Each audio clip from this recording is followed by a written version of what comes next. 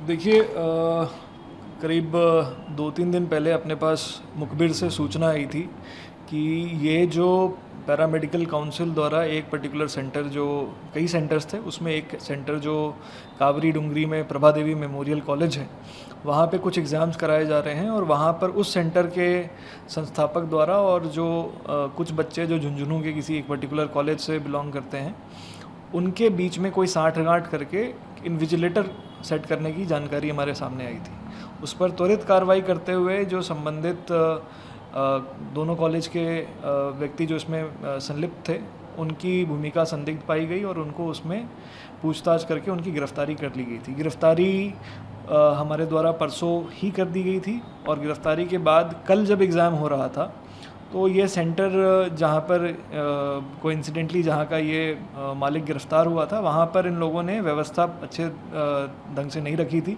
3 बजे जब एग्ज़ाम शुरू होना था, उसके जगह एग्ज़ाम जो है इन लोगों ने 3:40-45 तक पेपर नहीं बांटे थे। और पेपर बांटने में भी इस तरह से कुछ अनियमितता बच्चों के सामने आई थी कि पेपर पहले कहीं पे बँट गए, फिर बाद में नीचे बँट रहे हैं, ऊपर वाले फ्लोर पे पहले बँट गए, ऐसा करके कुछ इनकी अनियमितताएँ सामने आई थी।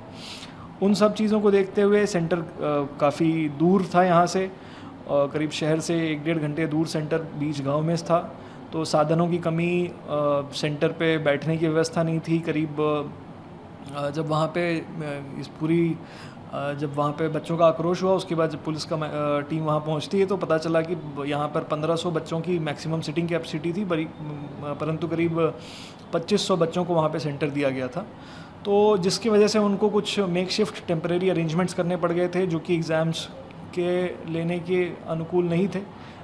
टेंट लगा के बच्चों को धूप में बिठाया गया था और इन सब चीज़ों से जो है बच्चों में एक आक्रोश था। उन लोगों ने वो आक्रोश जाहिर किया और जाहिर करने के दौरान इन लोगों ने जो है पेपर लेट मिलने के कारण और इन सब अन्य कारणों से कहीं ना कहीं वो गुस्सा दिखाते हुए उन लोगों ने वहाँ जो कुर्सी, टेबल और ये सारी चीज़ें थी उनके साथ तोड़फोड़ करी, कुछ को इधर उधर भी फेंका है, जिसके कुछ वीडियोस सोशल मीडिया पे सर्कुलेट हो रहे हैं। पेपर लीक होने जैसी कोई बात सामने नहीं आई थी। ये बात ज़रूर थी कि सेंटर का जो संस्थापक था उसकी भूमिका इन्विजिलेटर सेट करने में पाई गई थी, जिसको पूर्व में ही गिरफ्तार कर लिया गया था।